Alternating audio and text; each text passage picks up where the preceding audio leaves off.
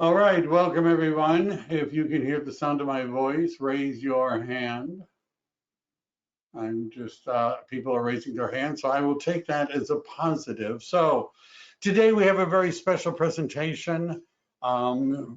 Joining us today is Jody Hatano, loan originator extraordinaire with Golden One Credit Union. And there's affordability myth. What do you mean myth? I thought interest rates were like 12% and right, everyone had stopped buying. Is that maybe I'm not true, right? Yeah, I mean, yeah, I'm going to talk about, kind of basically give everyone talking points and kind of dispel some of the I wouldn't even call them rumors, but the news that you get off the media, it's not quite accurate. And, there's little fear tactics out there and misinformation, and a lot of people try to figure this stuff out on their own, and they forget that there are experts out there that already know all of this stuff, and they don't need to spend their time trying to figure out the kind of things that we do every day. So anyway, so I'm going to talk about that and just lay some facts out on the table here for you to take with you in your meetings with clients. Do you want me to start? I wasn't sure. Do you want me to just go ahead and start, Mike? Yes, that was the idea. Oh, perfect. Okay. Thank you, guys. Started. Okay. Thank you all for joining. As I mentioned, I'm just going to give you guys some statistics and some facts to lay out in front of your clients when you're meeting, whether it's with a buyer, potential seller. Give you guys some information to take to them to dispel the myth out there that homes are no longer affordable and basically the world's coming to an end, the real estate market's going to crash, all of that. Believe it or not, just about every single day I have some type of conversation with either a current borrower or potential borrower, even real estate agents, about what's really going on out there in the market and why it is still a good time to buy. As a matter of fact, it's the best time to buy versus what you hear in the media about doom and gloom. I know Mike has mentioned on his calls before, if we really look at the data, it's not as bad as people think it is. Okay, so what we're going to do as advocates out there for our clients is be the ones that have the facts and have the truths and be able to help other people realize the dream of homeownership, number one, and also creating wealth. And the best way to do that is by owning a home, even if you own just primary residence, just owner occupied. I'm not talking about real estate investors going out there buying 10, 15 properties. I'm talking about just what we can do as individuals, working our full-time jobs. What's another way to build wealth? And it's not working our fingers to the bone, of course. It's also it's by buying homes, and whether you buy and sell, or you buy and then rent out, build up a portfolio, things like that, it's still the best time to do it. So I'm going to go ahead and get started. I'm going to just jump right in.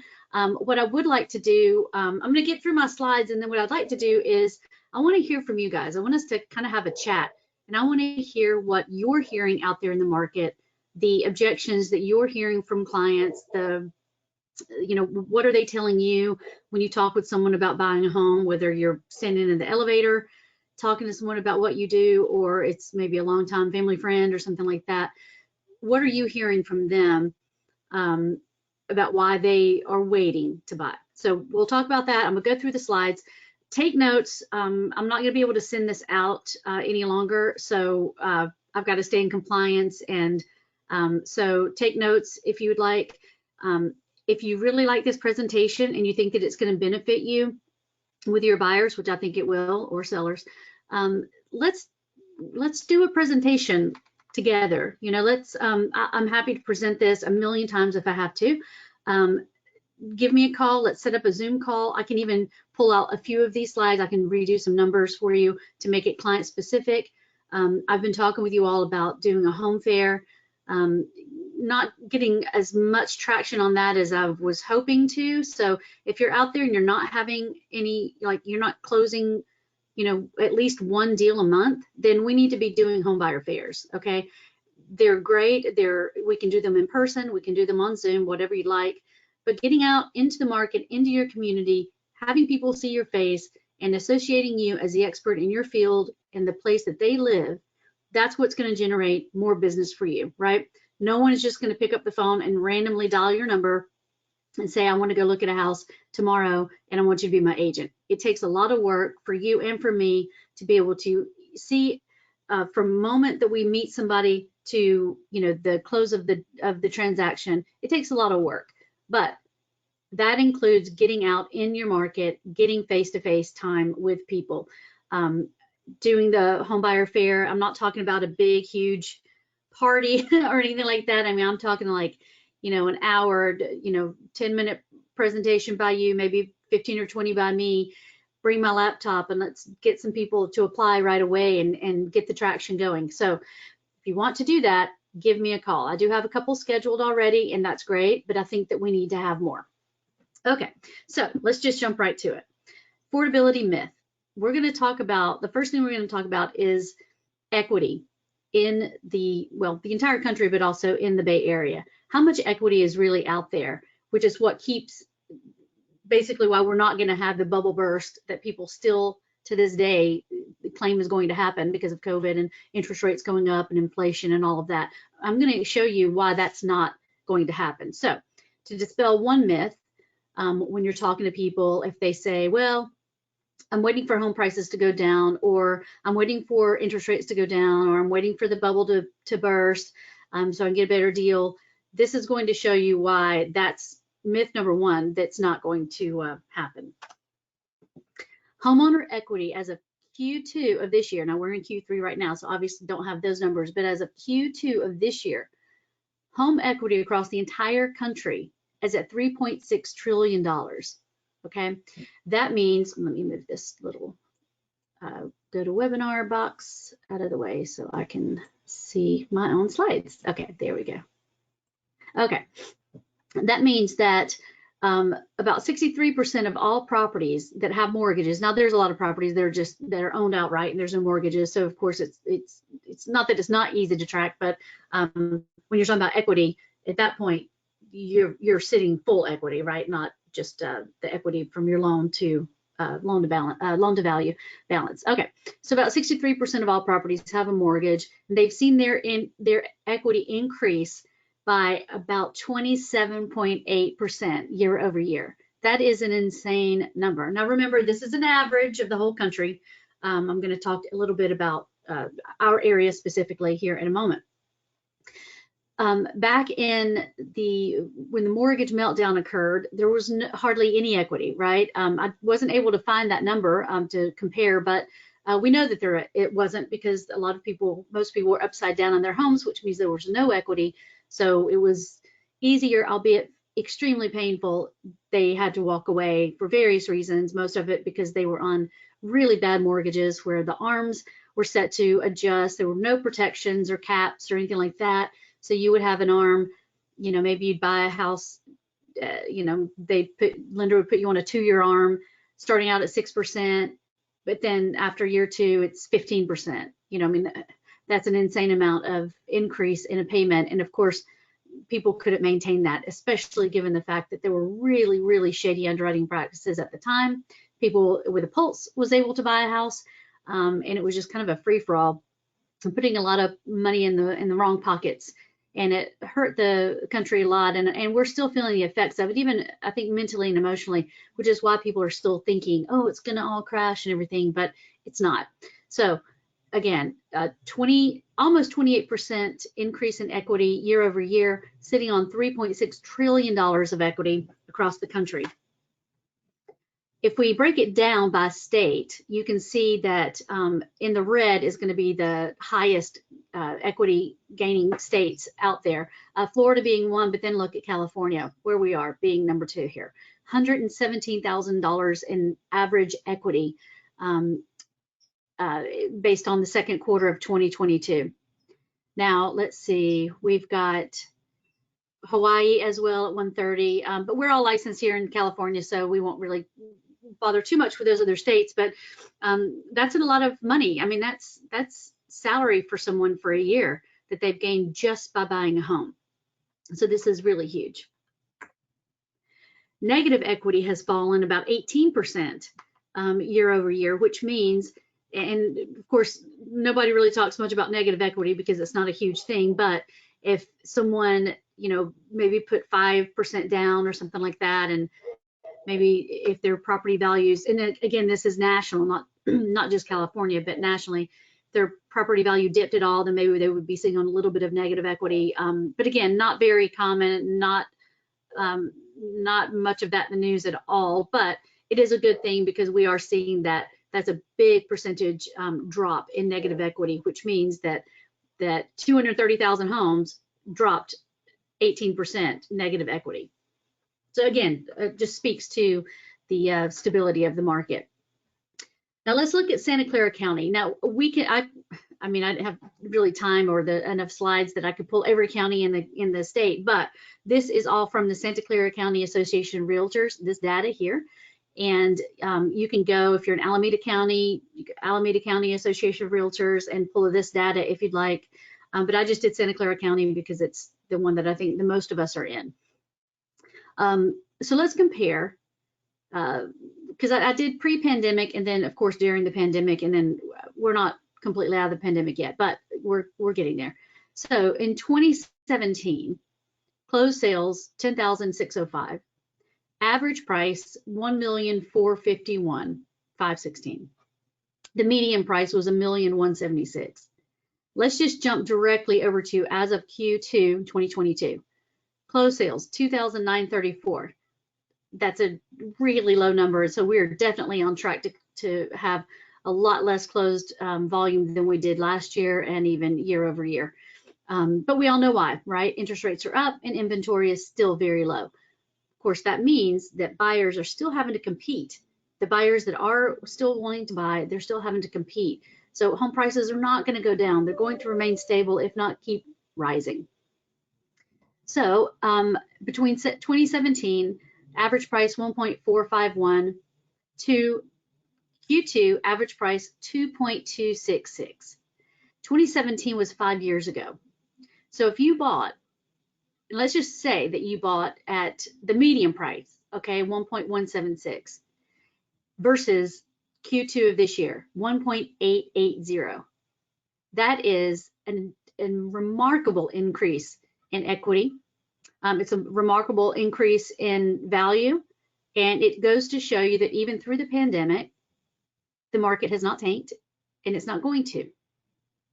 Now, feel free to take, if you'd like, of these slides. Again, I can't send them out. 2018 in Santa Clara County, the reason that's not showing is it was duplicated for some reason. The 2018 data and the 2019 data was the same.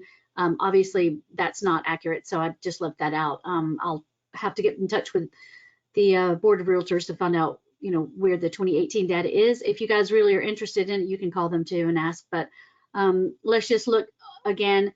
If we go from 2021 end of year median price at 1.620 to a year, well, not even a year later, right? We're still in, this is Q2 data, 1.880.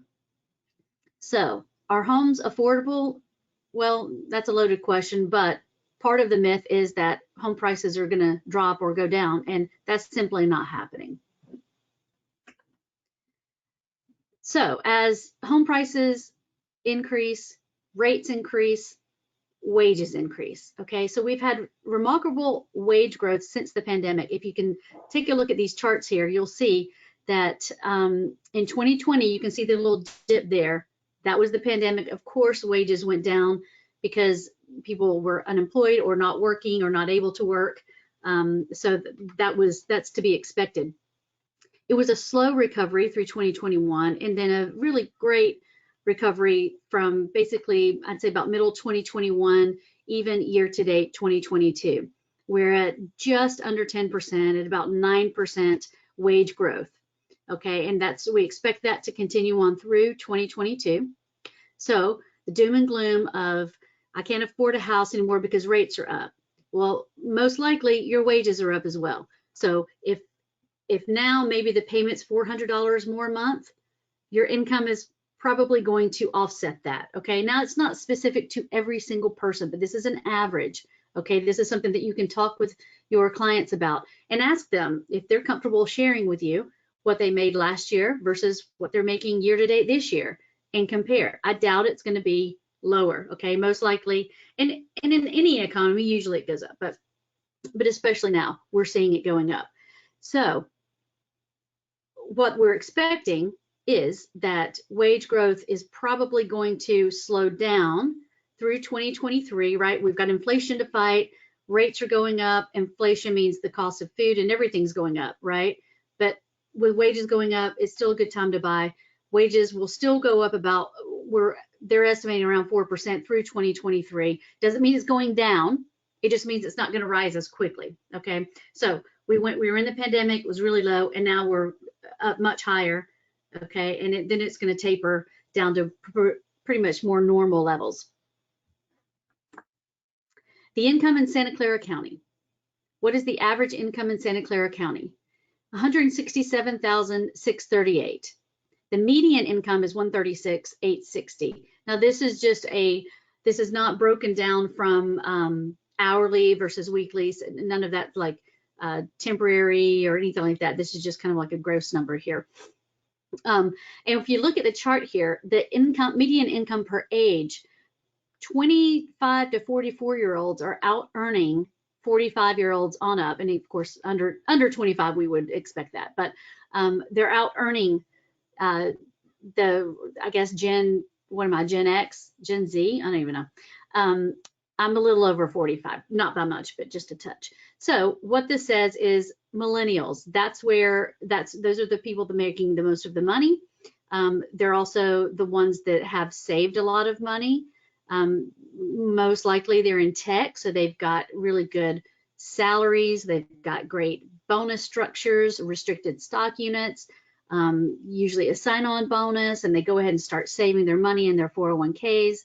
So that's a really great demographic for you to consider marketing to if you haven't already. Let's see. So the year-to-date change in the average household income in Santa Clara County, 11%. That's pretty good, right? Considering, yes, interest rates have gone up, so the price of your mortgage per month will be higher, but if income is up 11%, you can handle that probably. Even the median is at 8.6, so that's pretty good. Now this is an interesting chart, and I will tell you why here in just a second. How many homeowners are there and renters are there in Santa Clara County? There are 47,174 housing units in Santa Clara County. 44,198 are occupied in Santa Clara. 43% are owner occupied. 56.55% have renters living in them. And what does that mean?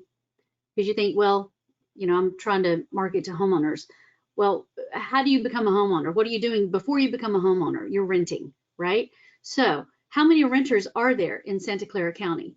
Right now, as this chart is sourced from point2homes.com, 24,992 renters in Santa Clara County. I would ask you individually if you would even want 1% of 24,992 as clients, right? That's a lot. And I think that says that there's a lot of buyers out, or potential buyers out there, people that are renting that may not think that they can buy. But if you take this data to them, right, and show them what it means wealth-wise to buy a home, then that's a lot of people to market to. 24,992. I would like 1% of that. Okay. Now, wages are up, of course, interest rates, of course. Home values are up. What else is up? Rent. Rent has increased, and you won't even believe this number here. And this is from apartmentlist.com. Santa Clara County alone has seen a 15% increase year over year in rent. Now, what did we just say? Where's that number?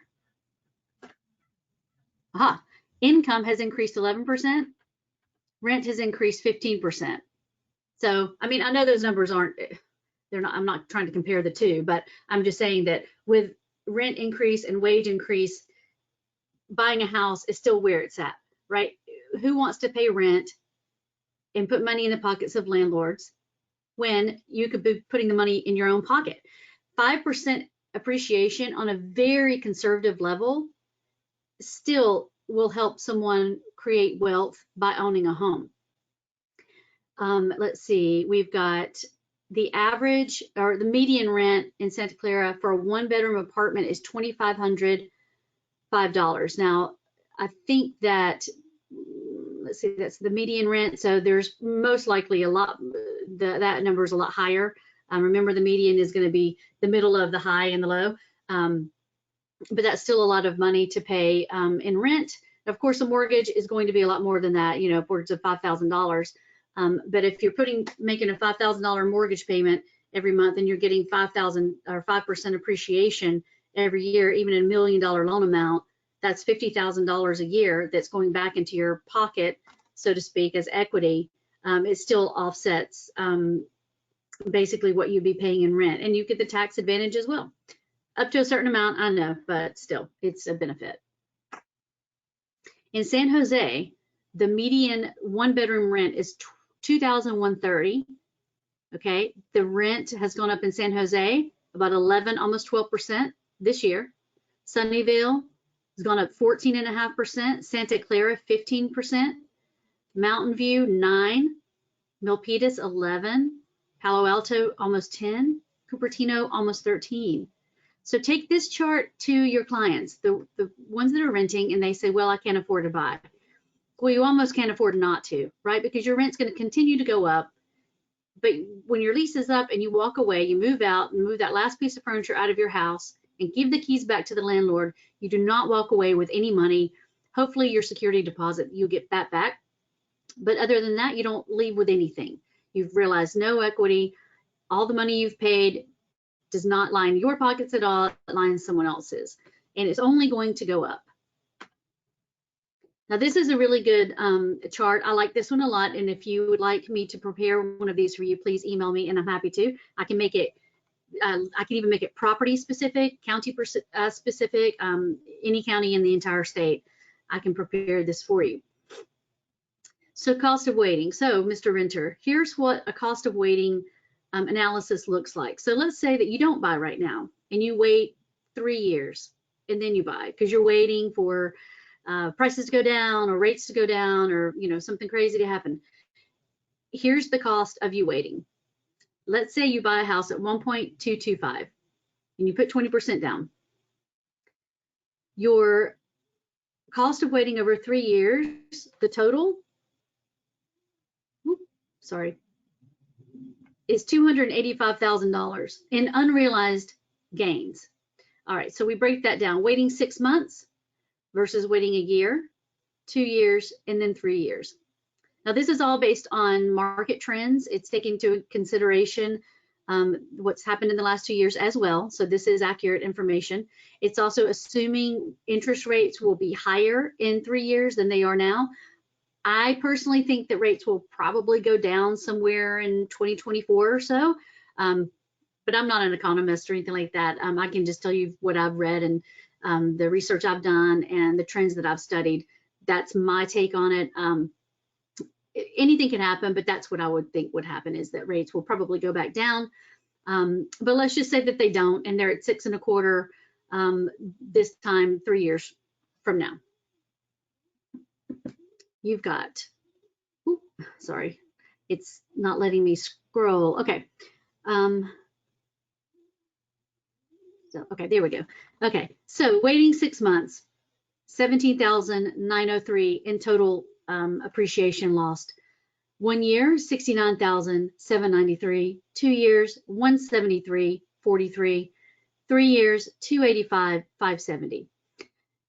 You tell me that buying a home is not affordable. I say it is, and this is why. We don't just think about principal and interest payments. We also think about savings, assets, portfolios, things like that. I know that when I talk with buyers, I want to be an advocate for them, not to just focus on interest rate, but focus on their overall financial portfolio. And my part in this is to help them get the lowest rate, of course, but also guide them, with what it means to build wealth by buying a home. And this right here, these charts and these numbers say pretty much everything that I could say. I would love, and I do love, to hear from my buyers. 3 years from, 3 years ago, they'll call me, hey, Jody, I want to sell my house and buy a new one. Okay, what did you buy it for? What are you going to sell it for? And that makes me so happy that I was part of that transaction, that to help them realize those gains. So cost of waiting, if you put this in front of someone, and I'm pretty confident that will help them realize that it is still a really good time to buy a home. Okay, here's just a quick little example of mortgage payment on $1 million loan amount. So we're doing a lot of adjustable rate mortgages now. I don't think that I have locked a 30-year fixed in weeks.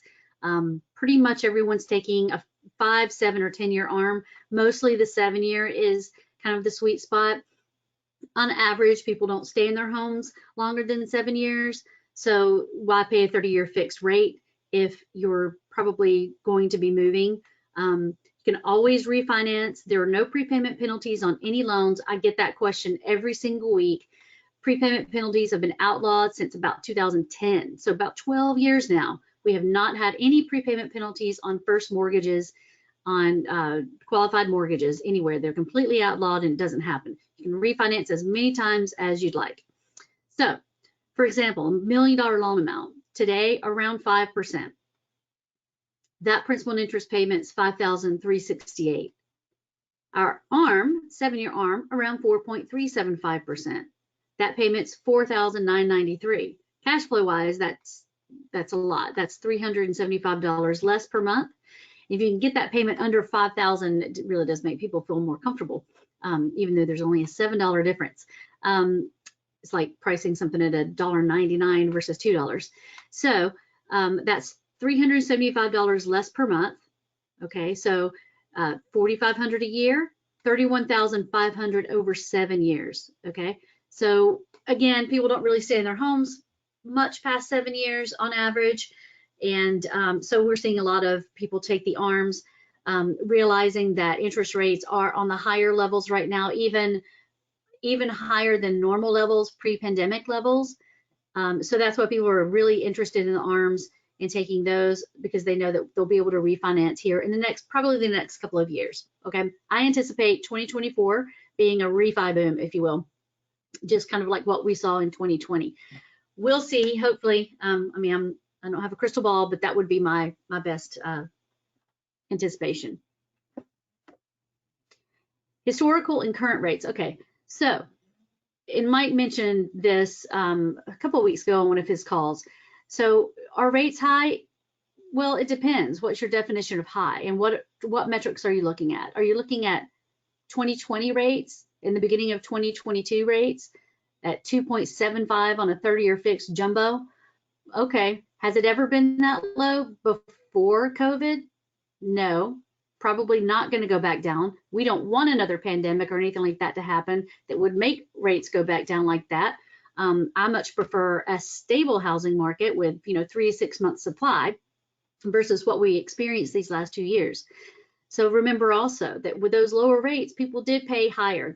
They paid over list price, right? Some people paid hundreds of thousands of dollars over list price. We don't want to see that kind of thing. We want to see rates stable, home prices stable. We want to see inventory at normal levels, so everything is well balanced.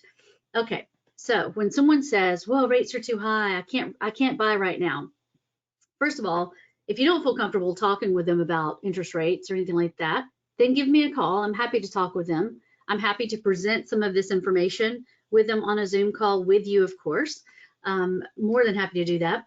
But let's look. Okay, now this data is, of course, it's through May of 2022, and rates have gone up a lot since then, but it takes a while for the data to be compiled and then all of that. So what we're looking at, well, where it was in May was just a little bit over 4, and now we're a little bit over, well, about 5, a little bit over 5 for jumbo loans.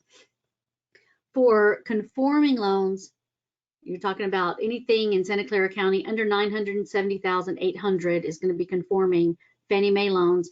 you're looking in the sixes already, okay?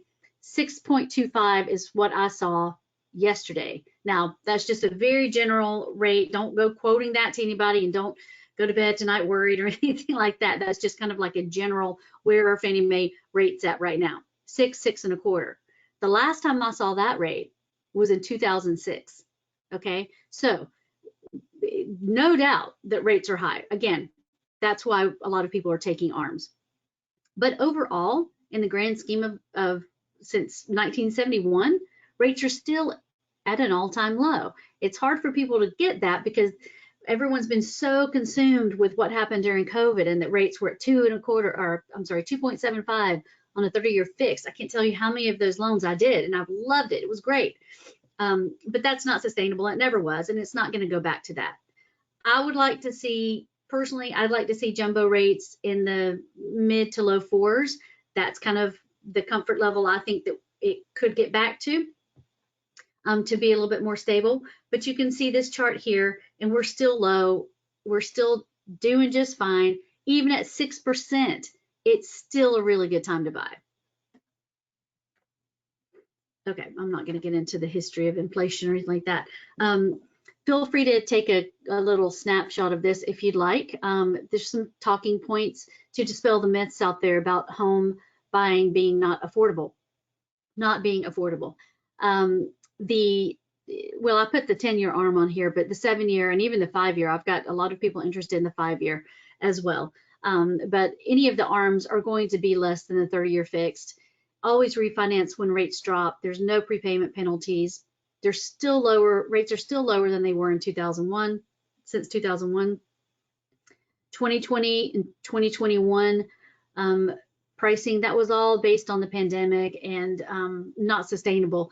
I mean, my opinion, not that it matters much, is that the Fed didn't quite handle the economy the way that it should have been handled through the pandemic.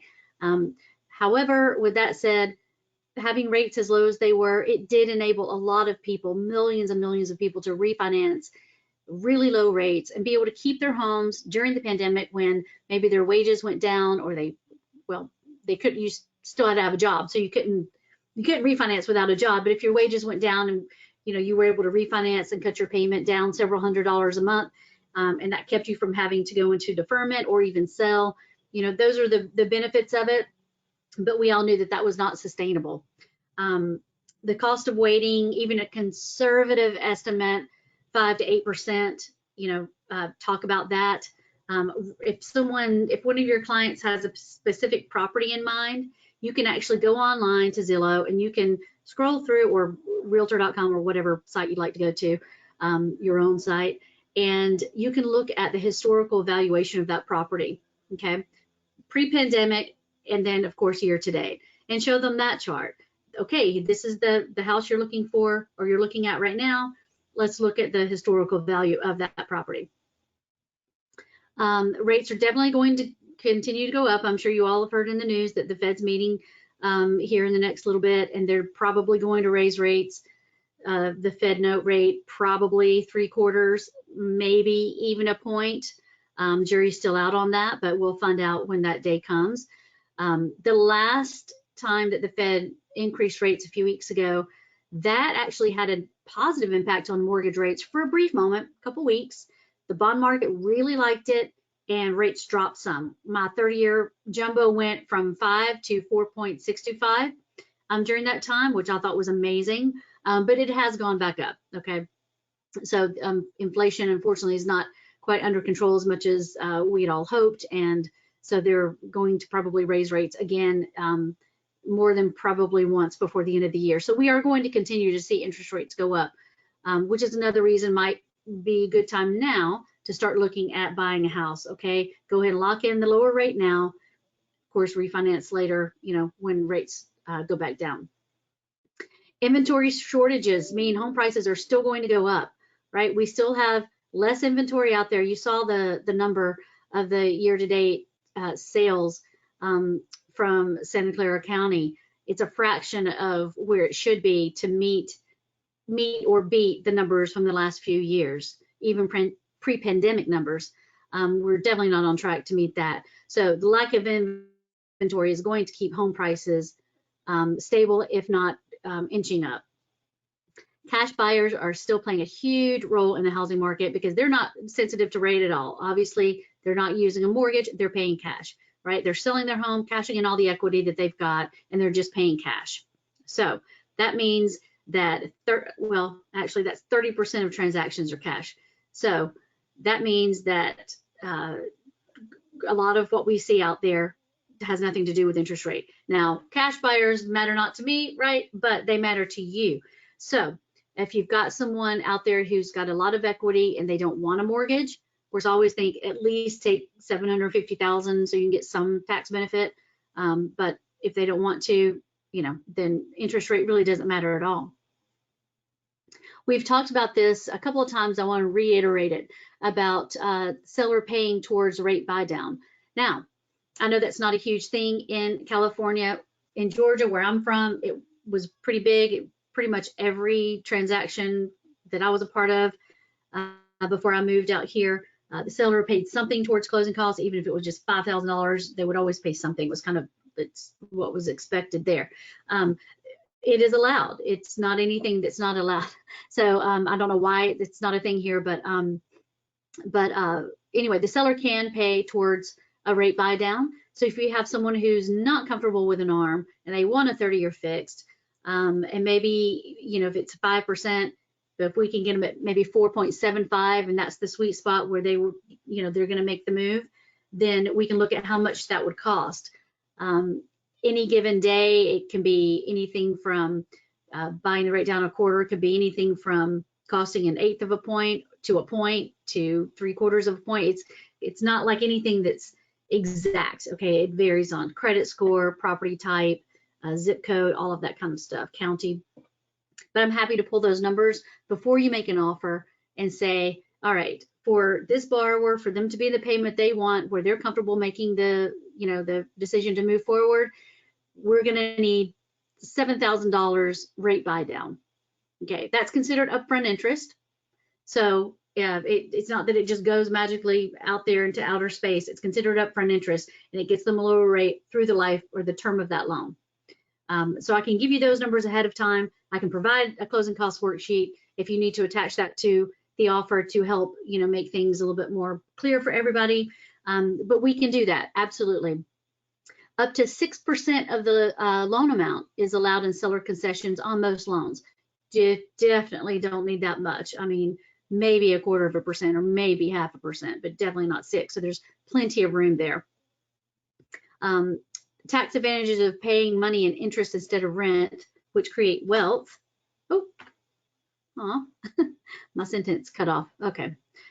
There are tax advantages of paying interest, money in interest instead of rent, right? We just talked about that. Rent's up, you know, 13%, 12, 13%.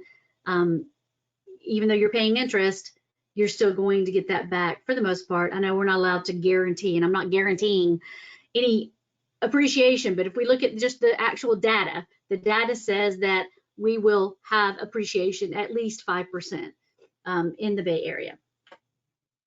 Now, I think that I had, if you can just be patient with me for a moment, I thought I had another chart in here that I wanted to go over, but I don't see it. So maybe on the next call, I'll talk about what I was going to talk about. Okay, scripts. And this is where I want to kind of stop talking for a moment and then have you guys, let's all have a conversation. And I want to hear from you. What are you hearing? What are the objections that you're hearing out there when you talk with someone about buying a home? So I'm gonna leave this up, and because maybe if you're hearing some of what I've got written here, then we can talk about it. But Mike, if you don't mind, can we open it up to having a chat? If someone raise their hand, want to give me an objection that they've recently heard, and let's talk together about how to overcome that. Absolutely. All we need is, so I'm putting down the hands because some were up from before. If you have something you'd like to say, now is the time to raise your hand. Anybody? Don't. Every single person is raising their hand. Can you believe that? I know everyone. that I know you guys are hearing the objections. I hear them. So I know you are. So just let's share together and see what we can come up with for solutions. Somebody, I was talking to a potential buyer this morning, so I had some. So we had somebody who confirms that they're listening, but that doesn't mean that they're talking. So the guy owns a house, wants to move because having another child, in-laws, not very far away.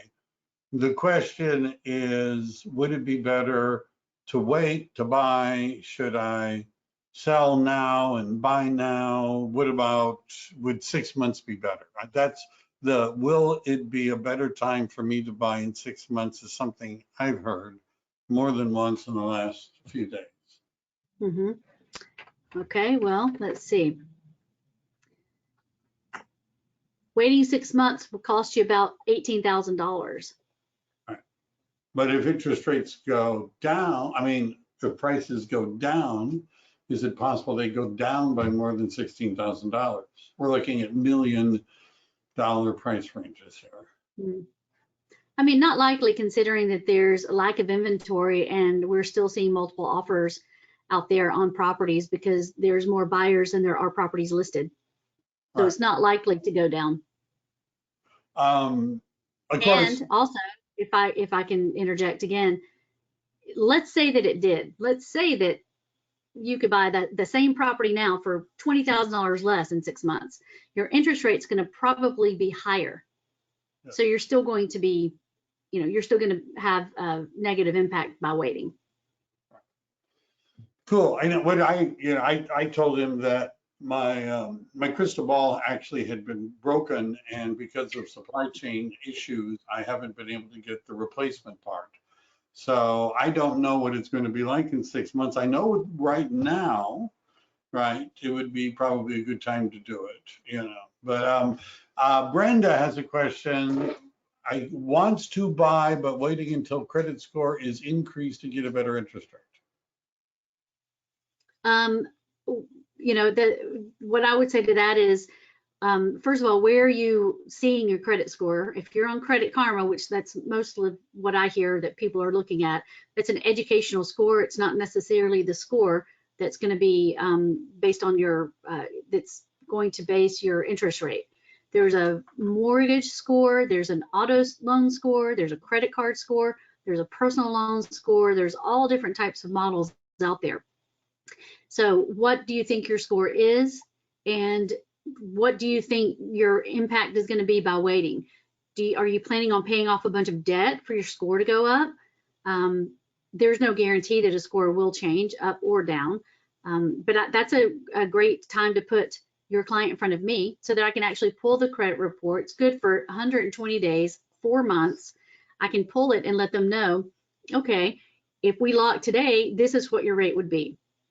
Okay, credit scores change every 30 days. So trying to manage that to for interest rate pricing is not very easy to do. As a matter of fact, I would say it's almost impossible to do. Now, unless they know that their score is really low, let's say they've got a 580 or something, then right, yeah, probably need to wait. But if they're in the 600s or 700s, I would say put them in front of me, let me talk with them, let me pull their credit and compare where your rate would be today versus waiting. So let's say your credit score is a 720 today. Well, let's say 680. Okay. All right, sir, your credit score is a 680. All right, your rate is 5%. Okay, Jody, I'm going to wait until my credit score is a 740. Okay, fine. Wait till your credit score is a 740. 3 months from now, you call me, my credit score is a 740. Oh, great. Let's see what your rate is. Oh, your rate is 5.25 now because rates have gone up. Credit score went up, but rates have gone up. So there's really no benefit in waiting just for a credit score to change, unless it's something that's really low. Perhaps maybe they wouldn't qualify with that kind of score. But if they qualify now is always a better time. Very good. I don't know if you can see the questions, but I can. that's a calc. It makes me feel useful. Deidre asked, people think that there was a significant amount of inflated fall appreciation during the pandemic. Houses selling 100K over asking that will have to level out in the coming months with price decreases. Can you read that one more time? Yeah. People think that there was a significant amount of inflated fake appreciation during the pandemic. Houses selling 100K over asking, that will have to level out in the coming months with price decreases.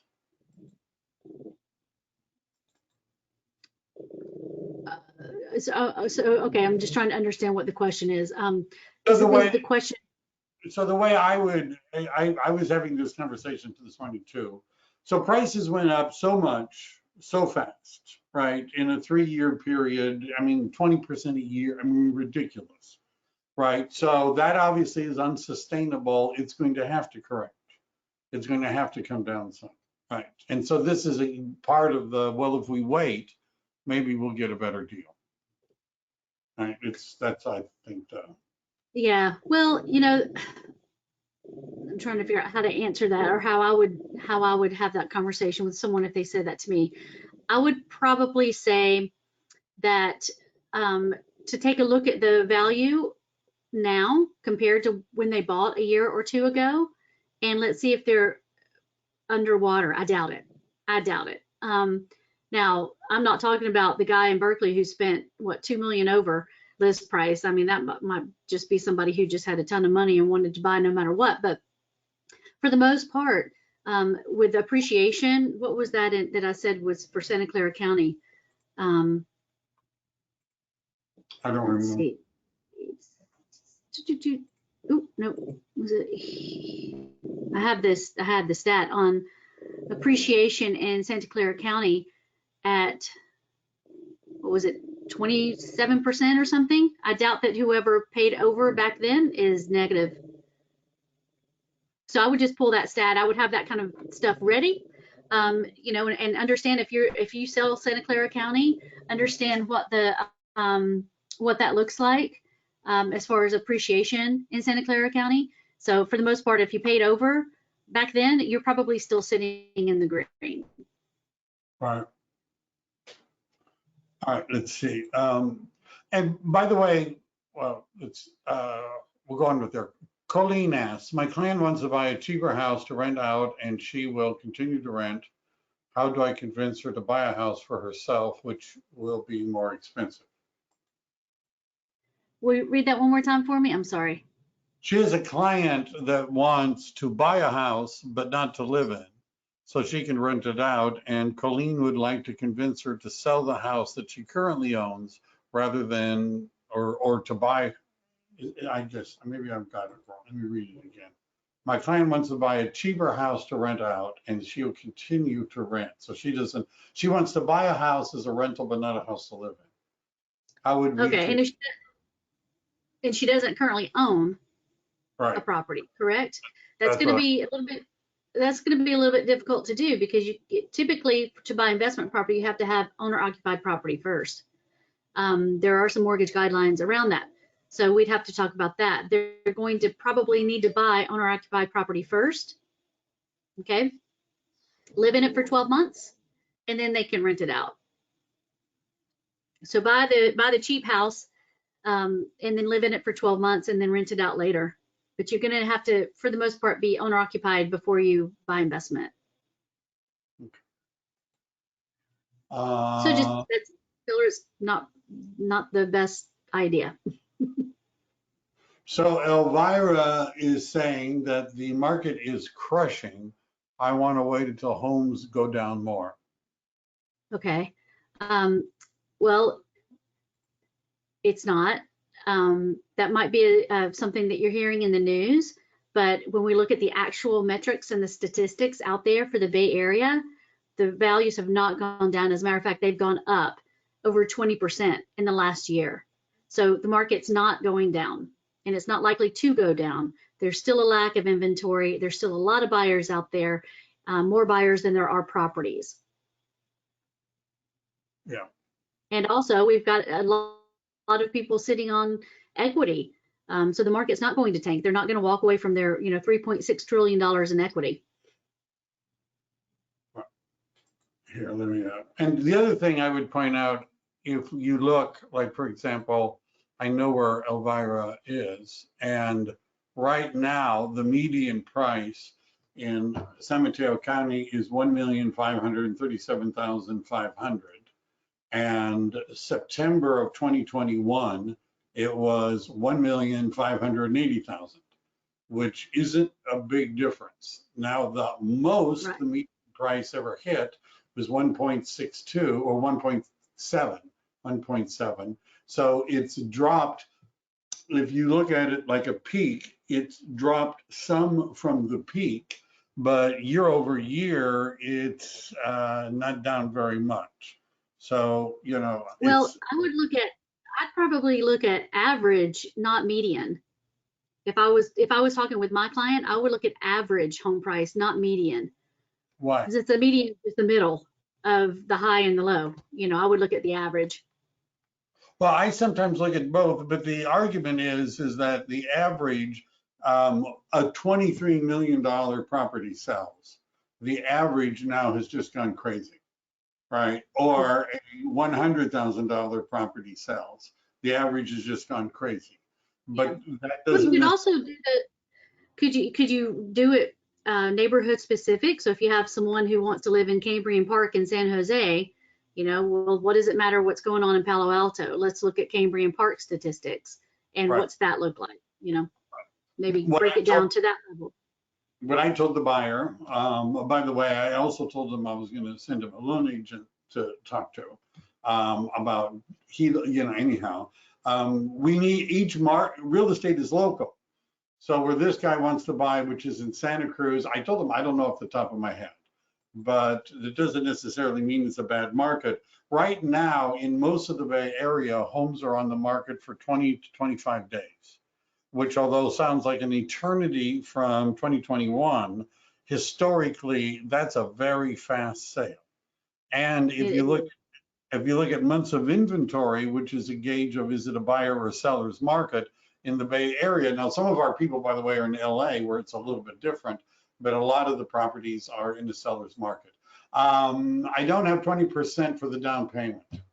Elvira question again. Real quick, Mike, just to speak on days on market. In 2017, the average in Santa Clara, average days on market was 22.